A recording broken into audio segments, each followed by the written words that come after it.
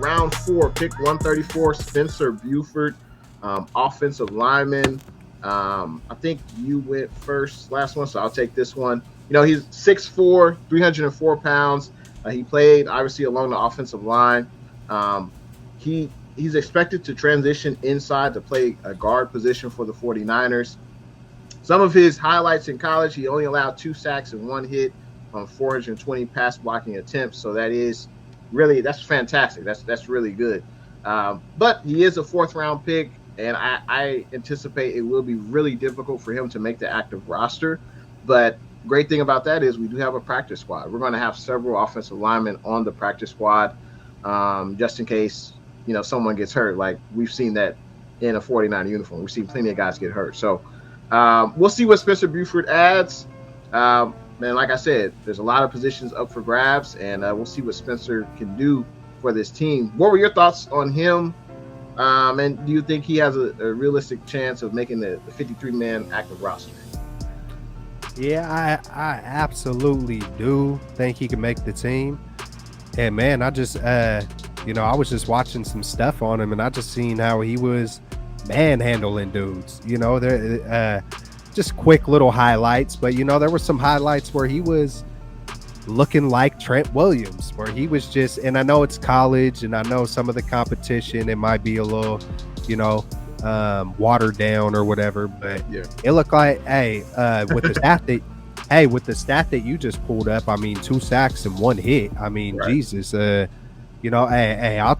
he could bring that kind of level of play to the NFL, and I've heard things about him, being super humble, but I love to hear the word how this guy is super, super humble, and then you go watch the tape, and he's just. He's a different person when he's on the field. Yeah, I love it, man. I can relate to that kind of stuff, like for sure. It's like just a switch goes off, man. When you're on the field and in battle, you just switch it to a different mode. It's almost like sometimes all that humbleness, you get to release that steam, when you're on the field. And I seen it from him, man. I seen it. I'm excited what he could bring. Man, it feels like we just drafted a lot of really, really good dudes, on top of their talent, man. It feels like we're building a championship culture. And, I expect, is it Buford or Burford? Or is it, let's see. I think it's Burford. Yeah, it's Burford. Yeah, it's Burford. Yeah, yep. Spencer Burford. Hey, man, I think he could come. Man, I know all these guys aren't going to come take spots, but I wouldn't. Hey, when it's all said and done, call me crazy. Yeah. I could see this being one of our best drafts. Yeah. No, there's no doubt. And, like I said, I can't say this enough. Ton of competition. I think a few of our UDFAs got like signing bonuses. I think Donovan West got a signing bonus. So even if he doesn't make the roster, he'll probably be a protected practice squad player, for the amount of money they gave him. I think it's $10,000 signing bonus, $100,000 contract, something similar to that. So I think he'll definitely make the roster, Donovan West. And we'll see what Spencer Burford does. The sky's the limit. He's a young guy.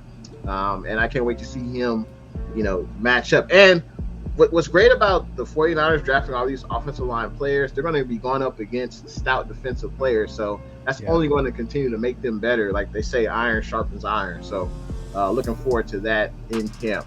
Hey, you got it on, man. It was meant to be. That's funny. Hey, I don't think you've seen it the whole time. I didn't see it. Nope, I did not see it. But I love that saying because it's so true. Like you're only as strong as your weakest link, and if everyone's good, it's only going to elevate the play of people that are going against each other.